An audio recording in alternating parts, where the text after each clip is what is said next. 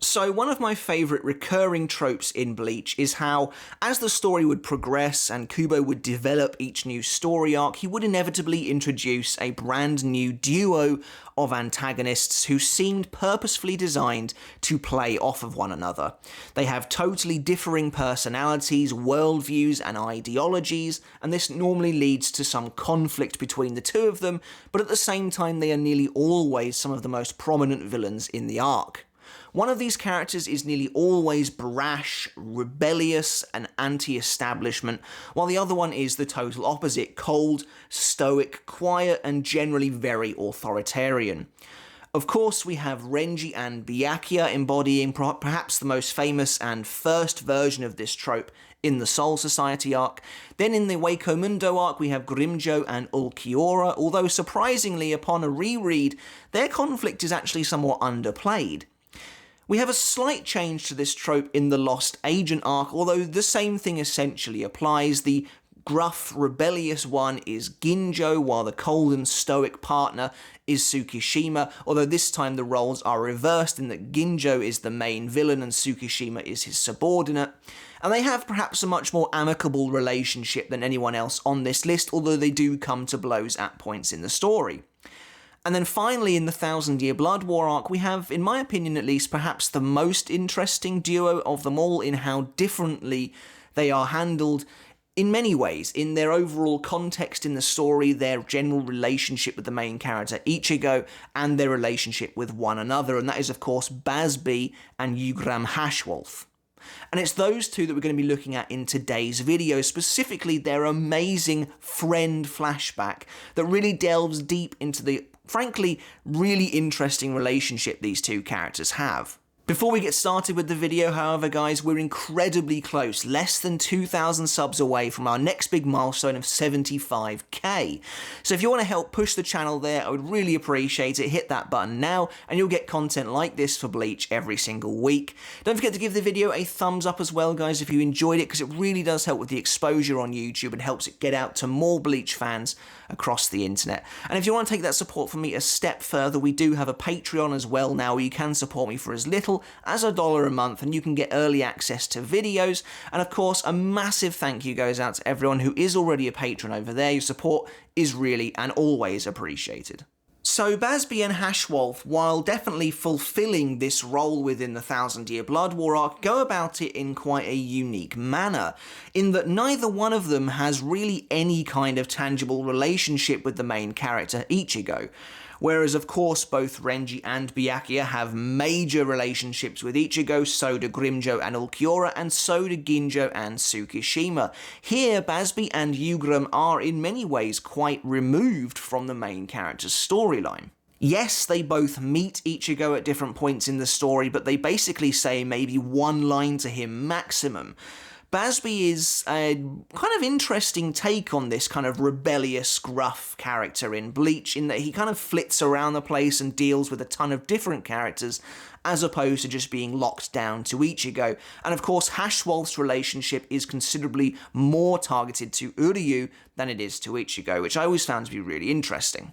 But in my opinion, what makes these characters stand out so much in comparison to the rest of the characters who I mentioned earlier is their fully formed and very intriguing flashback that tells the story of their relationship right from the earliest days, from the moment they first meet. It's a fully formed, multi-layered flashback that shows these characters at almost 3 separate points in their lifetimes, which I think is really intriguing and genuinely just hasn't really been done that much in Bleach prior to this. This flashback is one of the best as far as I'm concerned, and goes into a decent amount of detail, not only a bit of world building as well, but actually looking about who these characters really are and what has made them who they are today. Now, the friend flashback is quite unique in its circumstances as well, in that it had the opportunity to show us the oldest known period in Bleach that we have ever seen in the canon manga, and for the most part we kind of get some of that, although a lot of it I feel is inferred as opposed to actually told to us. But this flashback we can assume is about 1,000 years old at the very earliest point, and so what we're seeing here is essentially the medieval world of Bleach, although the slightly more modern day clothes might make you question that. Regardless though, the trappings are all there. These characters are hunting for their food using fairly primitive weapons. Bazz-B is the son of a lord of a manor, living in a castle. You know, definitely the idea that this is a slightly more ancient version of Bleach is there. And of course the character of Yhwach is a legendary man even 1,000 years ago, when he is currently on a conquest of the Lichtreich, or the Light World, which I think we can happily assume is the human realm. These elements of world building make for, in my opinion, a truly fascinating period in Bleach's timeline, and unfortunately one we just really do not get to spend enough time with, which is something I have harped on about in many previous videos, but it's still really, really intriguing. The idea of a Quincy and being a Quincy seems to be fairly ubiquitous at this point in the timeline, presumably because Yhwach is a well-known Quincy, the so-called father of the Quincy, who has been alive for 200 years at this point, and he is something of a legendary warlord who is conquering all countries in the world. So if all the countries in the world come under the banner of Yhwach, then it stands to reason that most people know what the Quincy are. And who they are. And I think that's really, really fascinating. And actually, we get a little bit more of that I'll go into a little bit later, that these people may know a lot more than the people of the modern day do. And so Bazz-B and Haschwalth first meet each other in the forests surrounding Bazz-B's father's manor, or his castle, essentially. And we get a really lovely first meeting between the two of them. Bazz-B is shown to be inherently caring, if not all that smart, but he does care about Haschwalth, despite this being their first meeting. Haschwalth, on the other hand, is a little more reserved, which makes a lot more sense when you consider the kind of home he's come from. Now, I actually really love this, and it's cool as well looking at their designs. Bazz-B clearly wearing the Black family emblem on his outfit and his uniform and stuff like that, and I just think overall this is a wonderful first introduction to these two 1,000 years ago. If we assume that these characters are roughly sort of 10 or 11 at this point in the story, then it's kind of interesting to think that it seems as though there's some kind of coming-of-age ceremony for Quincy, or at the very least, you're kind of let out into the world to discover your powers on your own, and Haschwalth is well aware that he cannot summon his own Heilig Bogen even at this point in time. Now, this is kind of interesting to me, and we are going to skip ahead a little bit here, because I want to bring this up while we're here in the story, but Bazz-B can already summon his Reishi crossbow, which he takes to mean that he is kind of like a genius-level Quincy who can already summon his Heilig Bogen and have control over that. But it's actually revealed later on in the flashback that it's only by hanging around with Yugram that Bazz-B's powers have accelerated to this degree, and Yhwach says, you know, like, you thought you were a genius, but you should be thanking this boy. But if we assume that this is their first ever meeting, then Bazz-B must have some level of skill to already be able to do his Heilig Bogen. It doesn't make any sense that he would suddenly just be able to do it around Haschwalth and be like, whoa, I haven't been able to do this until now. It could be, of course, that they are living in close-ish proximity to one another. It's definitely said that Haschwalth lives in the forest surrounding Bazz-B's father's manor. So that could be enough to be sharing subconsciously power with Bazz-B, but that seems a little bit weird to me. But regardless, Bazz-B is kind of quick to help Yugram, or gives him the early nickname of Jugo, which I think is kind of interesting as well, because Haschwalth explicitly tells him not to call him that, but he does call him it later on in the present timeline. But yeah, they get along pretty well. Bazz-B kind of sees the state that Yugram's in as well. We get hints that Haschwalth's not coming from the nicest of households, as his arms are covered in bruises and stuff, and he needs to hunt some food successfully, or presumably he'll face that similar punishment. And Bazz-B just gives him his rabbit, and he's like, you know, I was only hunting for fun anyway, I don't actually need this, and he decides to take him on as his underling. I think it's very important to look at Haschwalth as a child. I think it really shapes the man he becomes in the present timeline. It's clear, to me at least, that he lives a life of fear. He is terrified of his uncle who abuses him, and he definitely has a sort of complex that he needs to feel needed or wanted by someone. So when Bazz-B takes him under his wing and says, you know, I want you to become my underling, and together we will become the strongest Quincy's alive, Haschwalth is, like, illuminated by this. Like, his eyes light up, and it seems like someone legitimately wants him around without wanting something from him, essentially. And it's actually kind of tragic. When he believes that someone sees worth in him, Haschwalth is like in a dreamlike state of happiness, but that happiness is immediately shattered by the arrival of his uncle, which I think is a device used to kind of hammer home to Yugram that he's not allowed to be happy. The moment he is happy, something will come to take that away again. So we know that Haschwalth has this horrible relationship with his uncle. His uncle even like almost mockingly says, you know, I'm nothing without you, I need you, but it's like, that's like a sort of false love that is kind of giving Haschwalth the wrong idea about worth and what it means to be worth something to someone. But he has now found Bazz-B, and there is a ray of hope for him. However, 6 months after their initial meeting, everything is turned upside down in Bazz-B's world. The forest and the manor in which he lived are incinerated by the warlord Yhwach, who is on a conquest of the human world, having already conquered the northern territories, using not bows and arrows, but apparently a strange power of his, which of course we know to be the Almighty.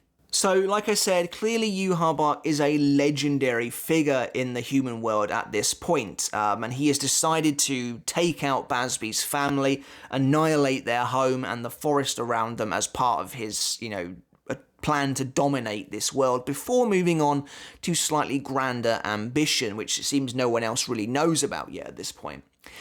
Now, Bazz-B wants revenge on Yhwach, understandably for this, for annihilating his family and his family home. And it seems like Bazz-B's entire character is born in this moment where this kind of rebellious anti-establishment nature comes from.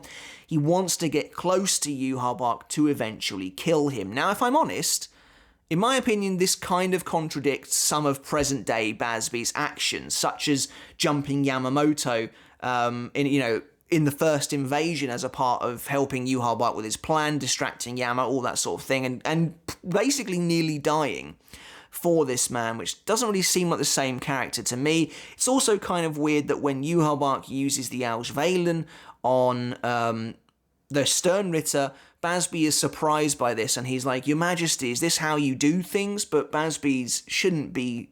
You know, Bazz-B's supposed to know that Yhwach is a horrible person. Like, he's actively out for revenge against him. So that was always kind of weird to me. Kind of made me think that this flashback was a little bit last minute, but I don't know. Either way, I'm glad we got it. But Bazz-B says to Haschwalth, you know, we need to get close to Yhwach we need to kill him. And Haschwalth is kind of like, am I supposed to be coming with you?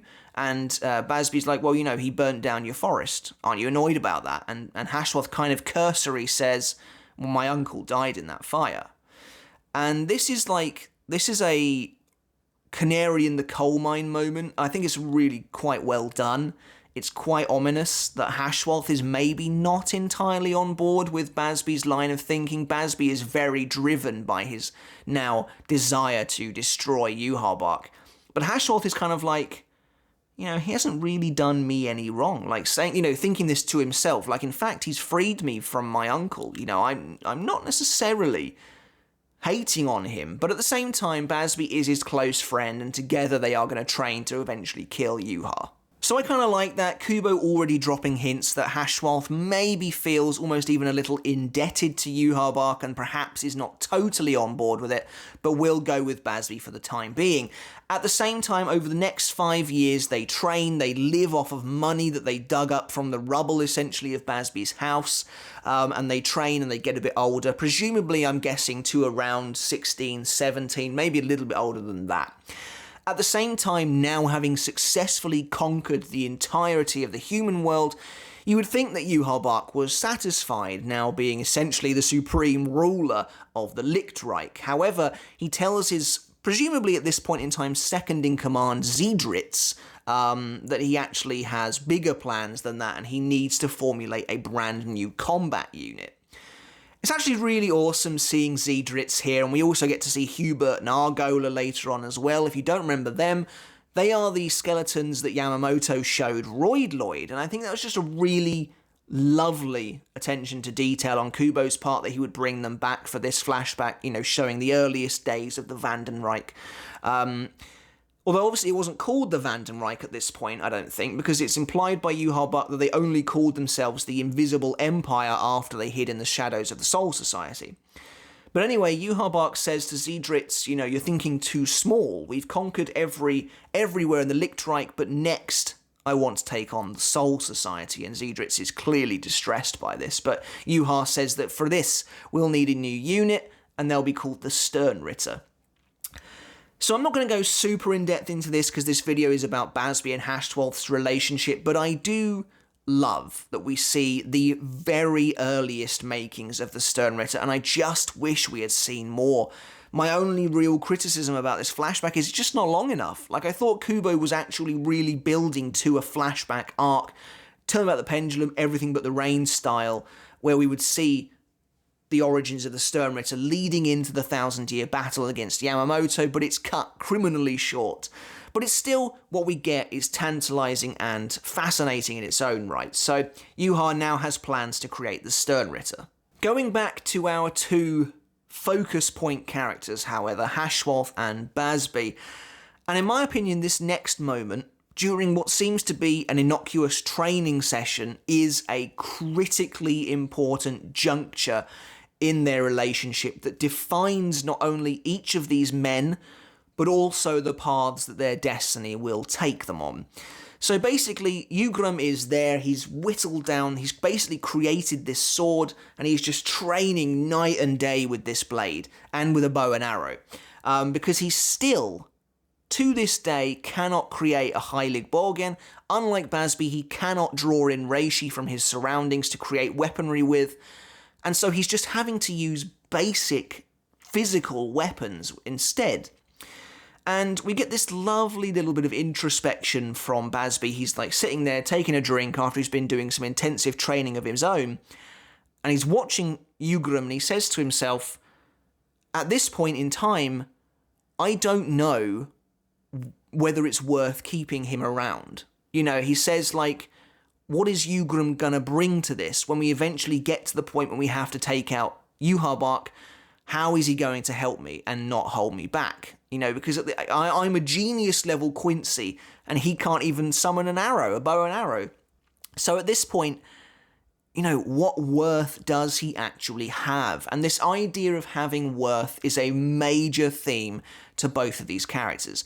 And it's at this point that Bazz-B makes the crucial decision. Despite contemplating how useful Haschwalth will actually be to enact their plans, Bazz-B notes that he can never abandon him no matter what, and that critically defines the difference between these two men. Despite maybe not seeing the worth in having Haschwalth around, Bazz-B cannot bring himself to abandon this guy that he has called a friend.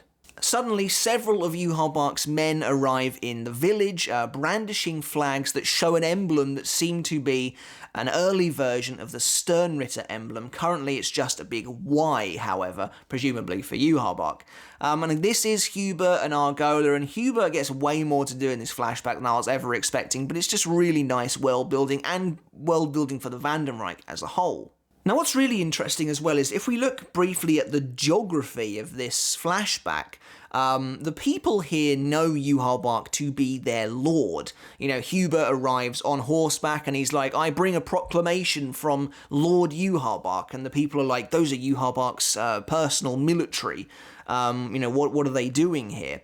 And so I was wondering, is this the same village where Bazz-B's father and family used to live, where they were killed and the forest was burned down, and Yuha Buck has essentially decided to take up residence here? It would make a lot of sense to me, because I don't see Bazz-B and Haschwalth necessarily going too far away, but I think this actually is the same location, which is actually really cool and kind of makes the whole situation with Bazz-B and Yuha Buck even more messed up if they've rebuilt the palace where Bazz-B's family used to live, and now Yuha Buck has essentially moved in.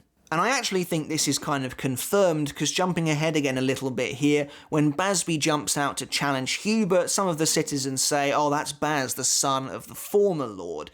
So that does imply that, Bazz-B's family were ousted and or killed here, and Yuha Bark just kind of moved in and made this his residence, which I think is a nice little detail. Now, this is actually one of my favourite moments in the flashback, as I think it's some of the closest we get to real world building for this millennia ago story. Hubert basically tells everyone that the Sternritter are being created to facilitate an invasion into Soul Society. And all the people are really shocked about this, and crucially everyone in the living world seems to know what Soul Society is.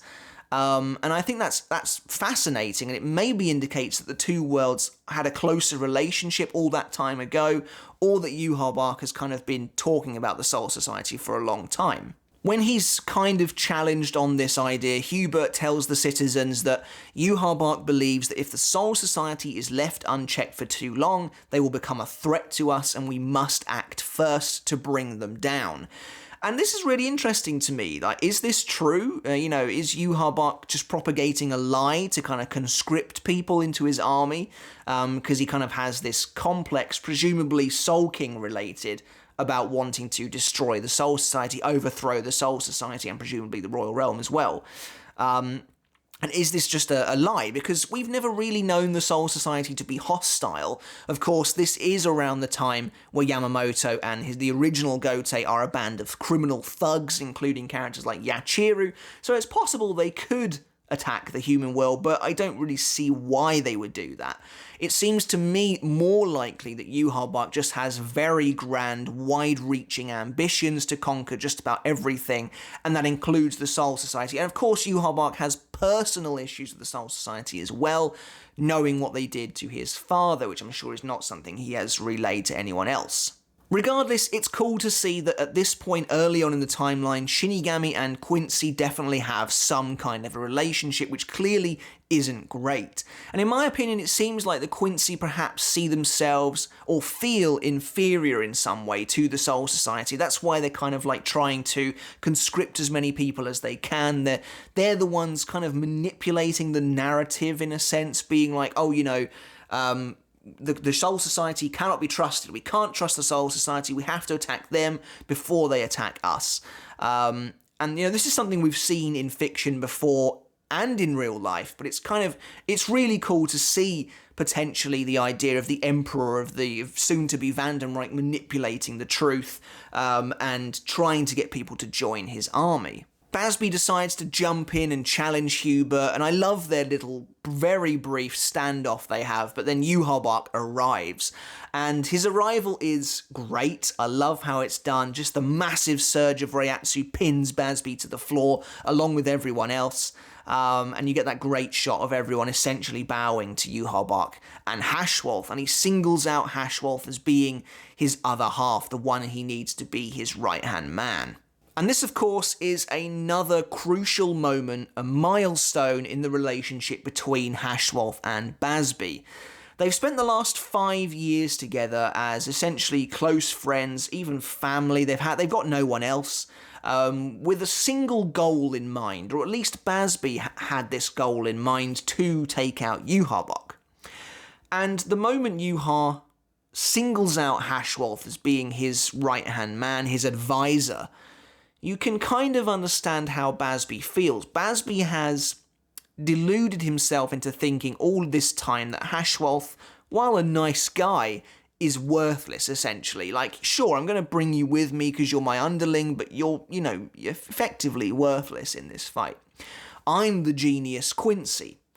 And then so to be kind of walked over, to be looked over for Haschwalth instead, that's gotta hurt for Bazz-B's pride. In my opinion, this flashback paints Yugram in a pretty bad light. In my opinion, it's designed to show you the major flaws and faults with this character and the huge mistakes he made in the past. However, I think Kubo does a good job of showing you that the faults don't just lie with Haschwalth and that there are mistakes made on both sides. Haschwalth's not just a bad guy. He's pretty conflicted, kind of messed up, and does make a big mistake here, but Bazz-B shares some of the blame as well. We go back to that idea I mentioned earlier about people having worth being a major point of contention in this flashback, and Bazz-B's big mistake was to consider that Haschwalth, his best friend, had no worth. He still, like I said, carries him around, but you get the impression that Bazz-B thinks he's doing Yugram a favour here. But actually Bazz-B has, deluded himself. He thinks that Haschwalth has no worth, and that's a big fault on his side of the relationship as well. He is not a total innocent in this. The real tragedy of this relationship is that both of these kids betray one another in different ways when they finally reach the point they've been building towards. Haschwalth tries to vouch for Bazz-B in this moment, saying you've made a mistake, don't pick me, pick him. He's the skilled one, I've kind of just been following him around, showing that Haschwalth does also have a good heart and doesn't want to disappoint Bazz-B. But this just serves to anger Bazz-B even more and make him feel even more inferior. Of course, Yuha Bark is having none of it, and again I love how he's presented here. Even him stepping off his horse and putting his foot on the ground is presented as this huge deal. But Bazz-B cannot simply comprehend that Yugram is the supposedly legendary Quincy he has heard of. The rumours go that Yuha Bark has been alive for 200 years, and since then not another Quincy has been born like him. And Yuha kind of confirms this. He says that he's been looking for so long for another Quincy born with the same abilities as him, the ability to share power, and he has found it in Haschwalth. Yuha Bark explains to Haschwalth that, much like himself, he has the ability to give other people power. Yuha Bark discovered this ability himself back when he was a child, and he would lend people power, nurture it, and then take it back away from them. This is all explained to us in the chapter Godlike You, about Yuha Bark's earliest days. The difference here is that Haschwalth isn't consciously aware of this ability, unlike Yuha Bark, who apparently from a very young age was able to knowingly take his power back from people. Haschwalth doesn't really know how to do any of this, and so has been subconsciously feeding Bazz-B power all this time, making Bazz-B believe that he is the one with the skill. Finally, Yuha Bark tells Haschwalth that he needs him and he wants him to come with him. And of course, this is a huge moment for the character of Yugram as it feeds into that idea of worth again. Someone has actually told him he needs him. And this is in big contrast to Bazz-B and the direction their relationship was going. Much earlier on, Bazz-B theorizes that Haschwalth is well aware that Bazz-B has no need for him, and is just sort of tagging along because, again, they are friends. However, someone has arrived, someone very powerful and legendary has arrived and told Haschwalth explicitly, I need you. And this gives Haschwalth a real sense of purpose that he wasn't getting by being with Bazz-B.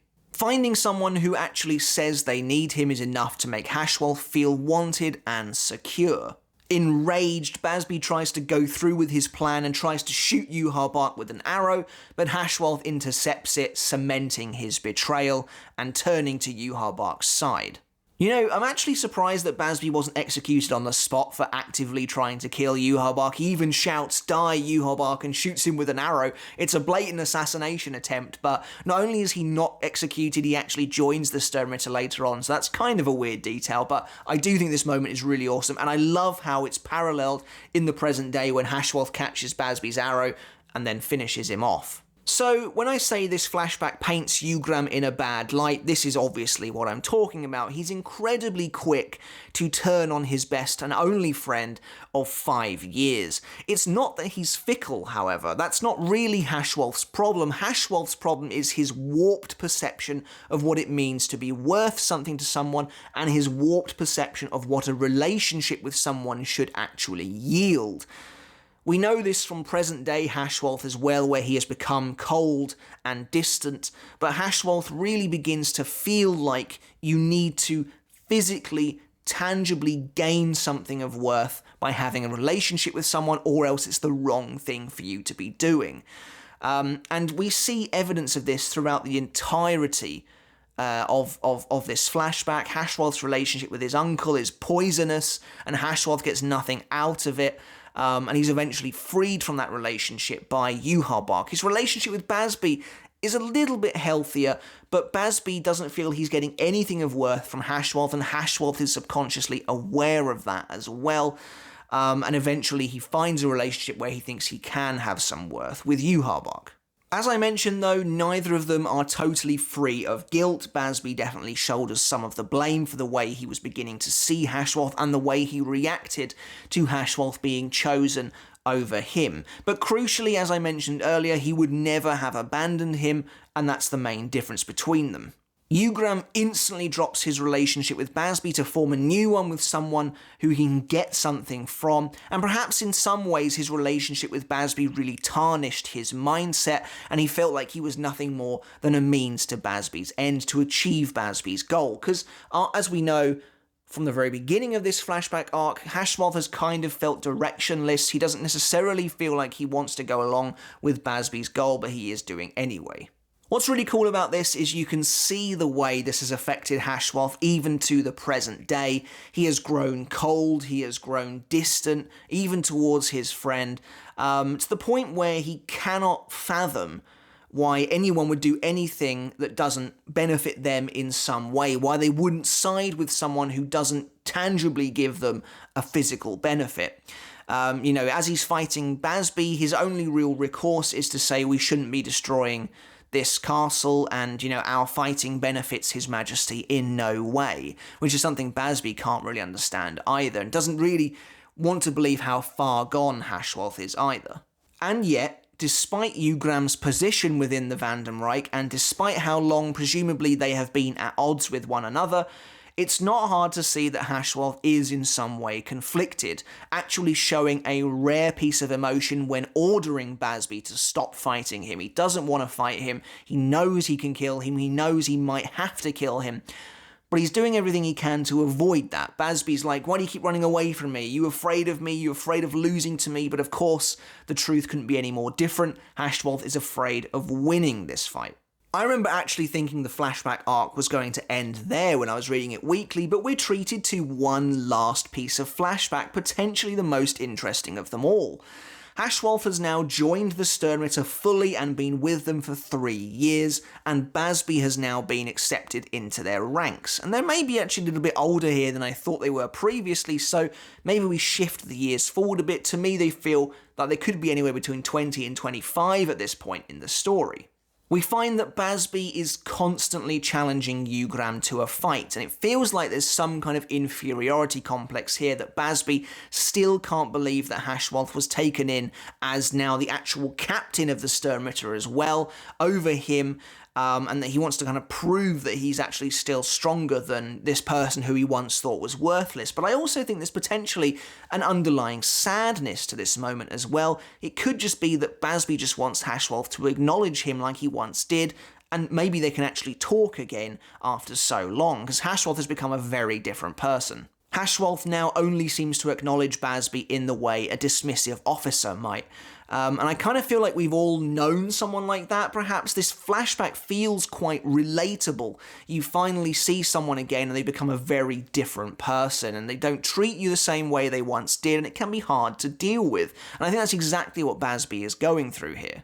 We do now, however, though, get my absolute favourite moment of the friend flashback, where Haschwalth berates Bazz-B again, saying, infighting is forbidden, stop trying to fight me and leave me alone. He then walks away, and he is kind of insulted by Hubert, who has now been demoted essentially to lieutenant captain after Yhwach found Haschwalth. So Hubert's pretty irritated, doesn't really like Haschwalth very much, after being essentially supplanted by him, and he tells him, maybe you just don't command any respect. These guys are making a mockery of you. And Haschwalth's like, yeah, you're probably right, I'll try and follow your example. At this point, Hubert realises that Bazz-B is the same person who challenged him, 3 years ago, whatever it was, and he says, that's that insolent monkey from back then, and it's kind of like you get these two officers talking to each other about roughing up the newbies, essentially, and Hubert's like, I'm going to kind of teach him a lesson, make him realise that if he messes with me again, he's going to regret it, basically saying he's going to go and beat Bazz-B up. And Haschwalth's like, no, infighting is forbidden among the Sternritter. And Hubert says, well, As long as His Majesty doesn't know, it doesn't matter. No one's going to find out. No one's watching. To which point Yugram turns around for my favourite moment in the flashback and says, I'm always watching. And Hubert looks, really just annoyed by this. Haschwalth's getting in his way. And what this means is that despite his cold and apparently aloof exterior, Haschwalth cares for Bazz-B. Deep down inside, that's never gone away. And he's not about to let this upstart beat up Bazz-B under his watch. And, he's like, he basically says to Hubert, you'll never get away with it. I'm always watching. But I'm always watching Bazz-B, essentially, is what he's saying. And I just think that's a wonderful moment that shows you that despite the differences between them, despite what's happened to them, Haschwalth harbours some love for his friends still. And it's a shame we don't get to see any other members of the Sternritter, but you do get the impression at this point in time that Bazz-B is kind of the runt of the litter, the newbie who has just joined and doesn't really fit in, and he's only really there to rekindle his relationship with his lost friend. And so Bazz-B will continue to keep challenging Haschwalth forever and ever until we eventually get to the present day. However, in this fight, when Haschwalth does cut Bazz-B down and actually win their fight, Bazz-B is surprised to find that it perhaps doesn't sting as much to lose to Haschwalth as he initially thought it would. And I do kind of wonder about this, because these are essentially Bazz-B's last words, and it's a brilliant moment when he's killed by Haschwalth, very reminiscent, in my opinion, of some of the earliest chapters in Bleach where Byakuya defeated Renji, and you get these individual panels of just small movements to really show you the weight of what's happening. And you get that here, Haschwalth just cuts him down, Bazz-B sort of turns to him, reaches out, grabs Haschwalth's chest, kind of collapses in front of him. And it's just a really, really well-drawn moment, but Bazz-B kind of, says, yeah, I thought losing to you would feel much worse than this. And, is that because the whole, I've never lost to you, are you afraid of losing to me, was just a ruse to get Haschwalth to talk to him? Or deep down, Bazz-B perhaps had already accepted Haschwalth's strength? Either way, it's a lovely moment. And now Bazz-B is dead, and that leaves one friend left alone in this world. And we know that Yugram regrets basically everything he has ever done. But in my opinion, he probably thinks that he is in way too deep now to do anything about it. Now, in many ways, Uryu and Ichigo kind of reflect Haschwalth and Bazz-B, and I think that's what Kubo's going for in those final few moments of Haschwalth's life, in his fight with Uryu.